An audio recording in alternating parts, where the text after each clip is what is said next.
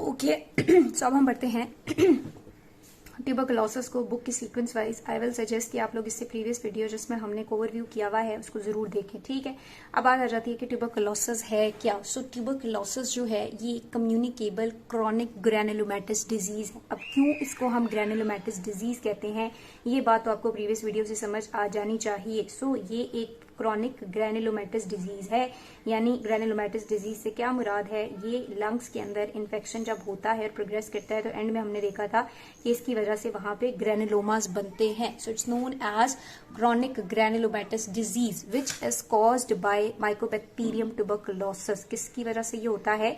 Mycobacterium tuberculosis. अब मैं आपको पहले भी बता रही थी कि ये जो ट्यूबरकुलोसिस है इसकी आगे फर्दर कुछ स्पीशीज हैं जिसमें बोविस आता है, होमिनिस आता है।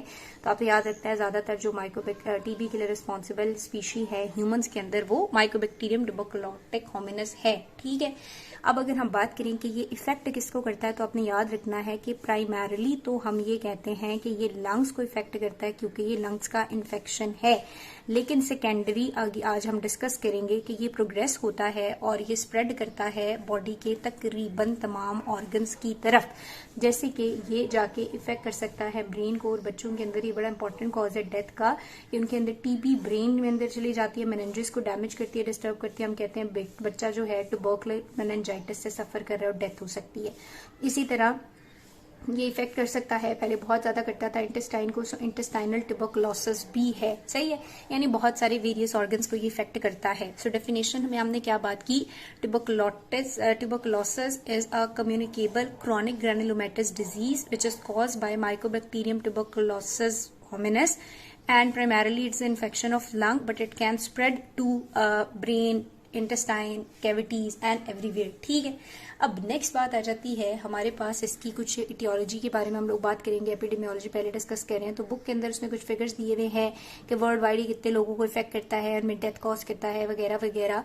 तो अगर हम बात करें कि ऐसा एक सिंगल इन्फेक्शन जो बॉडी के अंदर जाए और सडन डेथ कॉज कर दे तो उसमें ये एक बड़ा इंपॉर्टेंट इन्फेक्शन है, सिंगल इन्फेक्शन जो कि खुद डेथ कॉज कर सकता है। अब कौन से ऐसे लोग हैं जो रिस्क फैक्टर्स पे होते हैं, यानी कि जिनमें चांसेस हैं कि उनके अंदर ट्यूबरकुलोसिस हो सकता है।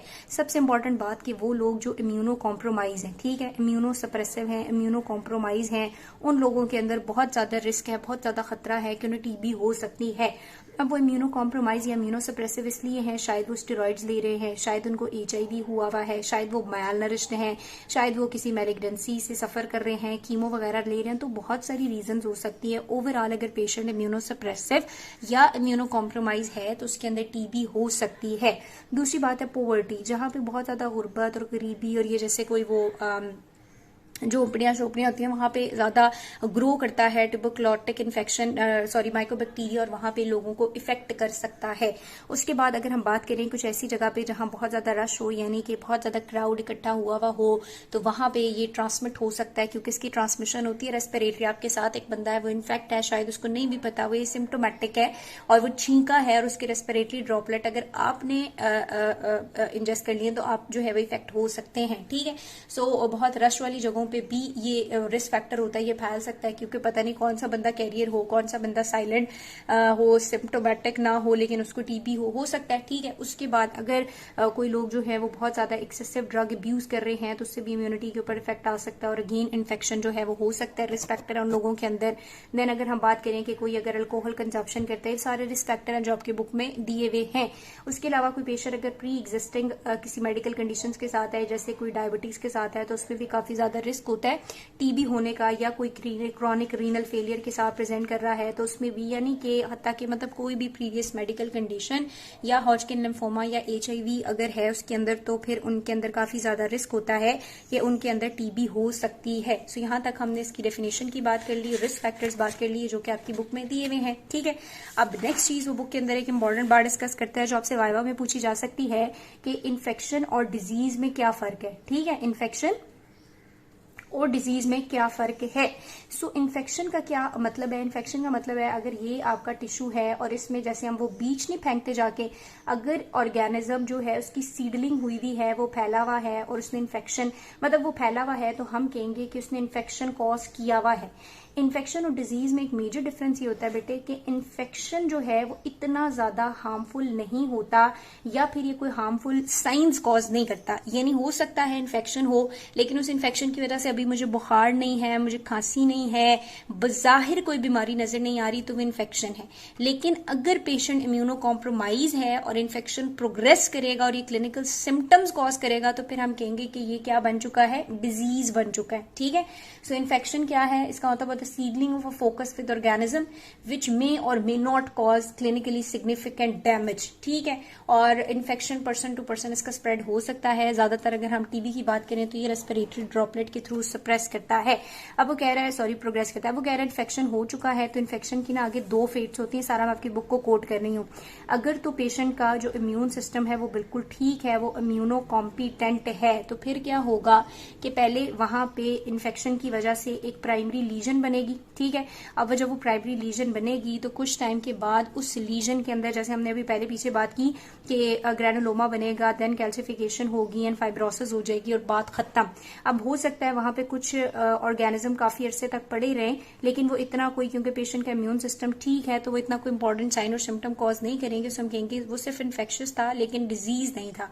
लेकिन अगर पेशेंट जो है वो इम्यूनो सप्रेसिव है, तो फिर फौरन से क्या होगा कि उसका ये जो सारा सिस्टम ग्रैनुलोमा, मोनोसाइट वगैरह ने आना था, वो ज़ाहिर नहीं आएंगे, और इन्फेक्शन जो है वो किस में कन्वर्ट हो जाएगा, डिजीज में कन्वर्ट हो जाएगा। और जब वो डिजीज में कन्वर्ट होगा तो अंदर अंदर पस पड़ सकती है, स्प्रेड कर सकता है, मेनिंजेस को इफेक्ट कर सकता है, किडनी को इफेक्ट कर सकता है, तो फिर ये डिजीज में कन्वर्ट हो जाएगा। तो ये थोड़ी सी बात इन्होंने स्टार्टिंग में की हुई है इन्फेक्शन वर्सेस डिजीज की, कि इन्फेक्शन का मतलब ये कि ऑर्गेनिज्म अंदर गया हुआ है लेकिन कोई इतना मेन हार्मफुल इफेक्ट कॉज नहीं कर रहा, जबकि डिजीज का ये मतलब है कि उसकी वजह से कोई ना कोई वहां पे हार्मफुल इफेक्ट आ रहे हैं। ठीक है, नेक्स्ट बात बुक के सीक्वेंस से उन्होंने कहा है, मैं सीक्वेंस वाइज लेके चल रही हूँ कि अगर पेशेंट को टीबी हो सकती है तो इसको डिटेक्ट करने के लिए हम क्या करते हैं। तो अगेन वही बात है कि इसको डिटेक्ट करने के लिए हम लोग जो है वो एक मॉन्टॉक्स या जिसे हम ट्यूबरकुलिन टेस्ट कहते हैं, वो ट्यूबरकुलिन टेस्ट भी करते हैं। ये ट्यूबरकुलिन टेस्ट जो है हाइपर सेंसिटिविटी रिएक्शन के ऊपर बेस किया हुआ है।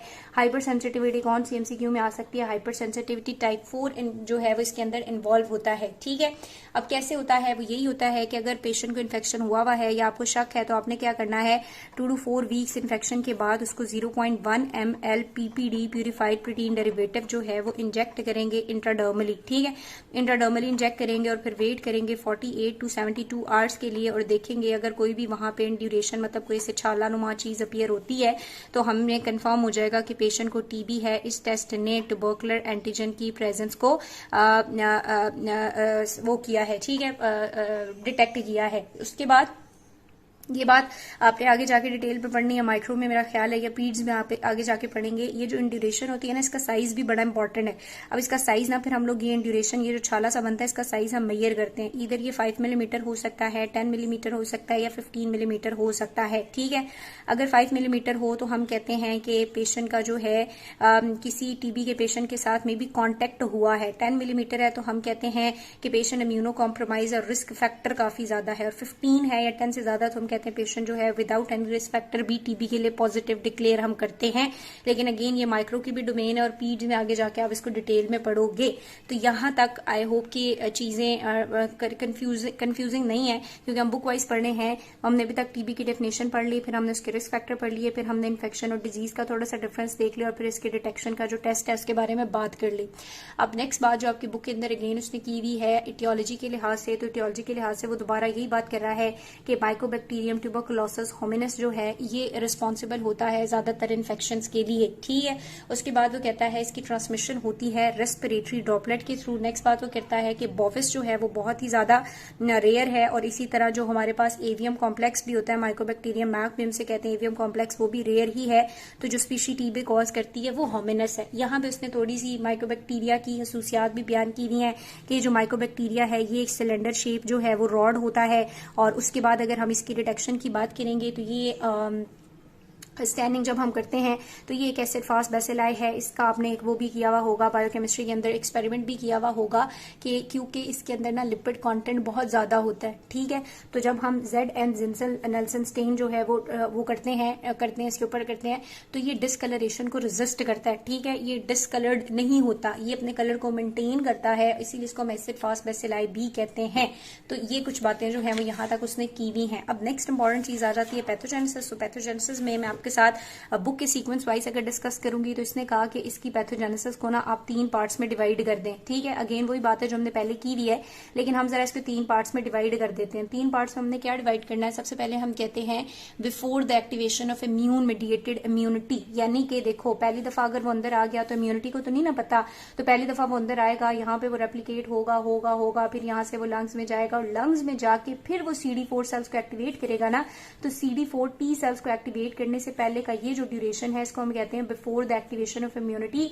और इसमें पेशेंट के ऊपर कोई साइन और सिम्टम अपीयर नहीं होता, एसिम्प्टोमेटिक स्टेज होती है और ये होती है अप टू 3 वीक्स। तो पहली स्टेज हमारे पास क्या आ जाती है, before the activation of cell mediated immunity, ठीक है। आपकी बुक पे अगर ऐसे चलोगे तो इन्होंने ऐसे लिखा हुआ है। अब दूसरी बात आ जाती है हमारे पास development of cell mediated immunity. अब हमने बात करनी है कि किस तरह से ये वहां पे लिम्फ नोड में जाएगा, CD4 T सेल्स को एक्टिवेट करेगा, वो टाइप 1 हेल्पर सेल्स को करेगी, वो इंटरफ्यूरॉन बनाएगी, वो मोनोसाइट्स को मैक्रोफेजेस को रिक्रूट करेंगे। तो ये सारा स्टेप जो है ये आपके पास सेल मीडिएटेड इम्यूनिटी है ना, T सेल्स इन्वॉल्व है। तो हमने बात करनी है development of cell mediated immunity की, ये सारा स्टेप जो है वो किस तरह से होगा। इसीलिए मैंने आपको पहले डायरेक्ट बता दिया ताकि फिर आपको ये डिवाइड करने में आसानी हो। और तीसरा स्टेप होता है हमारे पास ग्रैनुलोमा फॉर्मेशन, ठीक है। तो मैंने आपको बताया था जब मैक्रोफेजेस आ जाएंगे तो हमारे पास ग्रैनुलोमा बनेगा और ग्रैनुलोमा में पहले कीजियस नेक्रोसिस होगी, कैल्सिफिकेशन होगी, फाइब्रोसिस होगी, स्कारिंग हो जाएगी। तो ये जो ग्रैनुलोमा वाली बात है ये हमारे पास अलग अलग स्टेप आ जाएगा पैथोजेनेसिस में। आप ये 3 स्टेप्स पढ़ लो तो आपको बहुत आसानी हो जाएगी। सो हमने पैथोजेनेसिस में क्या बताना है, before the activation of cell mediated immunity, development of cell mediated immunity and then granuloma की फॉर्मेशन। अब सबसे पहले हम लोग स्टार्ट करते हैं जो हमारा फर्स्ट वाली बात है बिफोर द एक्टिवेशन, या फिर हम कहें कि माइकोबैक्टीरियम जब इंटर हुआ है तो वो यही बात कर रहा है कि सारे रिस्क फैक्टर्स के होते हुए आपके पास जो माइकोबैक्टीरिया है ये इंटर कर जाएगा लंग्स में, ठीक है। अब जब माइकोबैक्टीरिया लंग्स में इंटर करता है तो ये जाके इन्फेक्ट करेगा या अटैक करता है या इसको इनगल्फ कर लेते हैं एल्वियोलर मैक्रोफेजेस, ठीक है। ऐसा ही होता है ना, एल्वियोलर मैक्रोफेजेस इसको कैसे इनगल्फ करते हैं, एल्वियोलर मैक्रोफेज है, ये माइकोबैक्टीरियम है। तो यहाँ पे कुछ वेनोज बाइंडिंग या कॉम्प्लीमेंट रिसेप्टर्स होते हैं जो जनरल पैथो में आपने पढ़े हुए हैं, तो उनकी मदद से ये इनगल्फ होगा और अंदर आ जाएगा। अब जब ये एल्वियोलर मैक्रोफेजेस के अंदर आ गया है तो असूलन तो ये होना चाहिए ना कि मैक्रोफेजेस क्योंकि फैगोसाइटोसिस करता है तो इसको खा जाए, लेकिन क्योंकि इसके पास एक लैम फैक्टर होता है तो ये फैगोसाइटोसिस को रेजिस्ट कर देता है और एल्वियोलर मैक्रोफेजेस के अंदर इसकी जो फैगोसाइटोसिस होनी है वो नहीं होगी। अब जब फैगोसाइटोसिस नहीं होगी तो क्या होगा, ये अंदर रेप्लिकेट करना शुरू कर देगा। सो इसकी अंदर बहुत ज्यादा क्या होगी, मल्टीप्लीकेशन होगी, रेप्लिकेशन स्टार्ट हो जाएगी, ठीक है। अब जब ये अंदर रेप्लिकेट कर रहा है, मल्टीप्लाई कर रहा है तो ये लंग्स को जाहिर इफेक्ट भी करेगा। उसके बाद जब ये लंग्स को इफेक्ट करता है तो जो लीजन क्रिएट होती है मैंने आपको ऑलरेडी बताई लंग्स के लेवल पे, उसे हम गॉन्स फोकस कहते हैं, सही है। अब वो कह रहा है कि ये जो रेप्लिकेशन का प्रोसेस है ये 3 वीक्स तक कंटिन्यू रहता है और 3 वीक्स तक पेशेंट जो है वो एसिम्प्टोमेटिक रहता है, इसको हम कैरियर